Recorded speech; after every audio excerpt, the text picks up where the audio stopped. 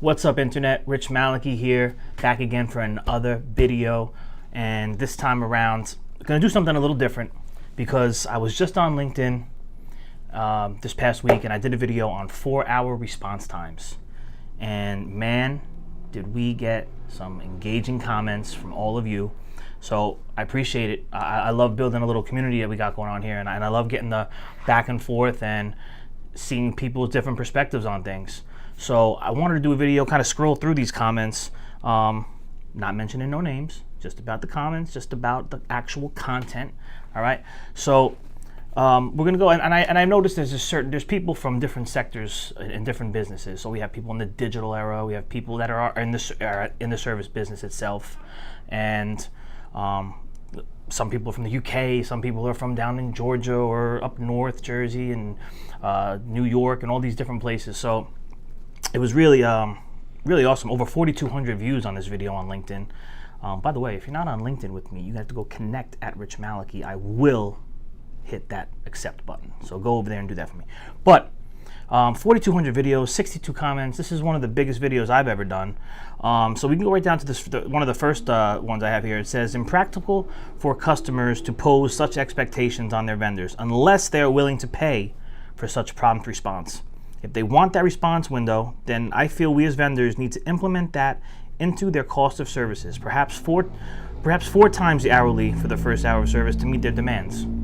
Yeah, you want response times, and keep in mind, we have major costs to run a service company. Those wheels moving on the pavement come at a very large cost. These guys are making a lot of money, and well-deserved, by the way, but they are making a lot of money, and there's other things that factor in aside from the labor rate. We have insurances, auto, workers' comp, liability, all kinds of things that go into play. Don't forget the gas. Don't forget the tolls.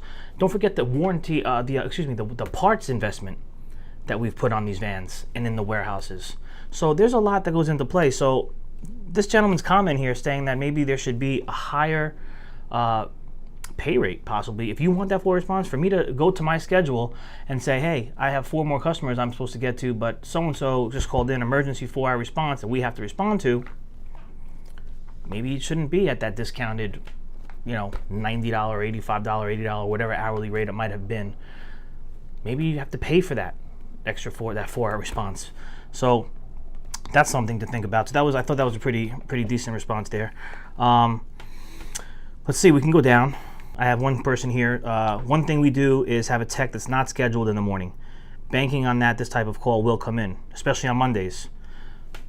I didn't think that was a horrible idea. Maybe leave one technician not fully committed to anybody first thing in the morning, just in case you happen to have those emergency 4-hour responses overnight or first thing early in the morning. Say, hey, you know what? We didn't schedule this guy. Now we have someone that we could really send right now and respond to. And he said especially on Mondays, which is true. If you're in the service business, Mondays are tough because all different things happen, especially other things we don't even see. Like sometimes a lot of technicians that call out on Monday and different things, and things happen over the weekend. Things go to shit over the weekend, and it could be kind of crazy. So let's see, what else do we have here? I have someone here that said, poor planning on your part does not constitute an emergency on my part. How do I feel about that? I feel that that's kind of true. It is true. Why is it their problem? They're the customer. So I agree. It's not their problem. It's my problem because I have to figure out a way to get there. I have to get there. It's not the customer's problem. So that is the old adage that is true. So this person goes on to say 4 hours is not totally unreasonable, but it is a stretch. We all want to get there and fix the problem ASAP, and sometimes you can. People just have to be realistic. You can't cook a dinner for 16 in 3 minutes, and service companies can't fly in on a helicopter at the drop of a dime to fix a broken piece of equipment either. It comes down to much of what Rich has woven through his conversation, in that it is about communication, educating the customer, learning from the customer, respect from all sides. After all, as Phil Oakley would say, I'm only human, we can only do our best. So let's delve into that really quickly. Just you can't cook a dinner for 16 in 3 minutes, right? So we have guidelines that we follow here as service companies. Every company kind of has their own way of doing things, I'm sure. Some of us probably are not so far from how we operate. I mean, we have schedules. We have customers that are calling daily, weekly, year in and year out. We have our top customers. We have to take care of our top customers, as in any business. And, you know, we can't lose sight of the fact that at the end of the day, we truly want to get to the customer and get them taken care of. I mean, that is what we're here for. You know, that's what we talk about here all day. How can we get there faster? How can we be more efficient? And, you know, in a world, like I've stated, in a world of now, it's getting harder and harder to meet these demands. And as we continue to grow and build, and I know personally myself, I'm out here trying to build relationships and getting face to face with people, just bringing back, you know, that relationship, that human relationship outside of just a phone or an email, because so much more can be done that way. And I feel like getting closer to the customer, being upfront and honest from the get is always going to be the best. I will always say, listen, the 4-hour response time is there. I always want to know if there's specific equipment that's going to come in for that. You know, there might be a particular grill or whatever piece of equipment it might be that you want taken care of within 4 hours. So now I could put that on my team and say, listen, when they call in, make sure we have these parts on the van for this piece of equipment because this is critical, and just keep them abreast of what's going on. And the moment that call comes in, and say, hey, we got the call. We know it's 4 hours. We're going to do our best to make that 4 hours. We'll keep you in the loop as to how we're progressing with each call. From that, I think we can say, hey, listen, might not be 4 hours. 4 hours is coming up. Hey, listen, you called in at 7 a.m. We did have a big schedule here right now. We're going to work in. I guarantee you we'll be there today. So maybe it's not 4 hours. Maybe it's 6 hours. Maybe it's 7 hours. But we will be there. And that's something I really didn't touch on in the video of the LinkedIn video, because it was kind of brief and I just kind of wanted to start a conversation. But at the end of the day, when a customer calls in and it's emergency 4 hours, whether I get there in 4 hours or not, I will get there that day. I will get there that day somehow, some way. And I'm sure a majority of the service companies in the industry know that's just the way it works. You're gonna still do the same thing. You're gonna say, hey, might not be 4 hours, but I guarantee you, we promised it, we're gonna make it happen. But 4 hours is tough, man. It's tough. And it's all relevant. So whether I got 14 guys or you have 100 guys, that means you have work to support 100 guys. That means you're busy as hell. So that means you're getting those 4 hours is still gonna be hard. It doesn't matter how many guys you have. All right, it's all relevant to the work at hand. Let's go down here. We got some other comments here. Meeting 4 hour window is always quite challenging, but getting back to the client with an assurance that we are on top of the issue is vital. I believe 90% of clients' frustration is taken care once you call him and keep updating him. Again, back to communication. That's the truth. Just keep people informed. You know, good, bad, or indifferent. Communicate. You know, listen, it's 4 hours. We didn't get there. They might be angry. They might not be happy, but at least they know you're working on it. It's going to happen in the next hour or two. Stick with me. We got you. So appreciate your comment there on that one. Okay, so here's one. I'll be honest, got my blood boiling a little bit. So this person says, the fact is, the client asks for this service, and if the service company has agreed and signed the contract, then they should ensure they can meet the expectations with parts and labor. The problem is the service companies take the money and make promises they won't keep because they want a bigger profit. Zoom in on my face. Okay. Let's stop right here, because what really bothers me with this one is we're signing a contract and we're going to make these big profits. Okay. Stop the press. We're not signing big contracts. We're not making all these big profits. All right. We're working the majority of the time, and my service guys and gals, please chime in anywhere in the comments you want. Are we making big profits on discounted labors and travel rates? Because I don't believe so. Now, a lot of the times what we're talking about here is going to be manufacturer suggested prices that we agree to. Fair. We agree to it. That's fine. That's on us. But we're not sitting at these tables making these contracts. We're just getting an email and saying, here's what we've done. Here's what we've agreed to. Now you have to abide by it. And I'm not angry at that. I'm okay with that, because I see there's a much bigger picture here than just this. All right. There's relationships involved with the manufacturers that I genuinely respect and care for. There's parts distribution. you know, there's getting into your foot in the door as a new customer. And warranty brings us into new places we may have never been. So there's a lot of things that go into this. I'm not bashing any of this. This is just a hot topic right now. And I wanted to touch on it. So then this other part, she goes, we want to, because we want to make a bigger profit. So let me ask everybody out there, do you wake up in the morning to make a smaller profit? Because I'm confused. I'm in business. I'm looking to grow.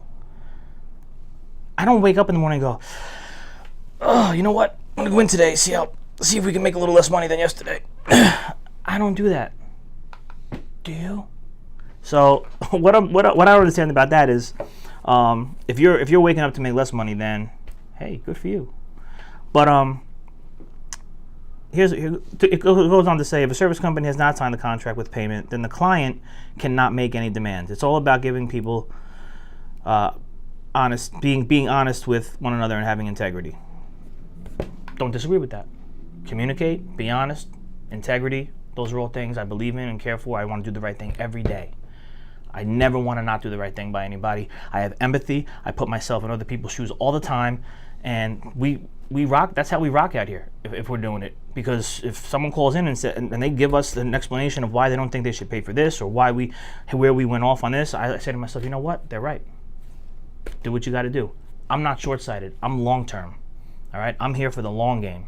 You know, I got 35, 40 years I'm looking ahead at that I'm trying to build something. Whether it's a national chain or if maybe there's a supermarkets in your area, maybe you have 10 to 15 of those and you're sitting down, whatever it might be, and you're sitting down with them, and that's the difference. When we as service companies, business owners, get to sit down across the table from a potential customer client, we get to dictate what is said and what is done.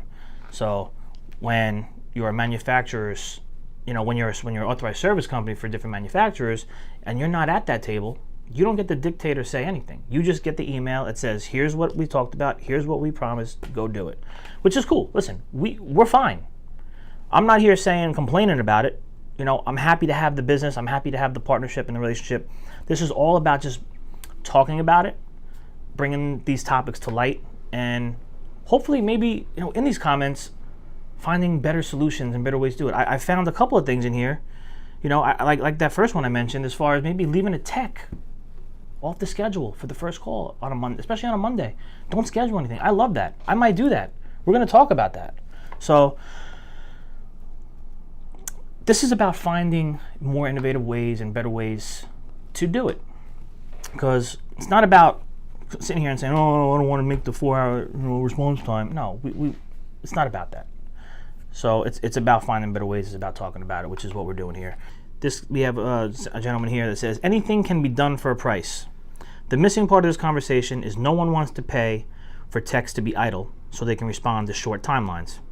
You need a deep bench of on-call resources to meet that demand, and that won't happen if you have an efficiently run service operation. Yeah, I mean, so it goes back to the pricing again. Listen, it's not always all about the price, you know. But and having a deep bench of techs. So that's another thing. You know, there was some comments as well as far as, you know, you want to take on all this 4-hour response time and you're not increasing your labor force. Well, again, the toughest part of this business, we have customers, we have relationships. We need technicians. I can't just go out there, throw a rock, and put any person on a van. These are people that are highly qualified. It's quality over quantity. I'd rather have 10 technicians that are phenomenal than 20 that are gonna get me callbacks and just give us more problems than what it's worth. These 10 solid guys can get things done just as good as 20. Believe me. So, you know what we have right now here with the 14 techs we're having. I have phenomenal, qualified technicians that know their shit. All right, and I'm not gonna put anybody on the van just to throw a body at something. So we're gonna develop our youth. I have some guys training right now, you know, and hopefully I'll be able to find some other qualified technicians down the line as we continue to build, grow, and create a culture here. But I can't just increase my labor force. It's just doesn't work that way.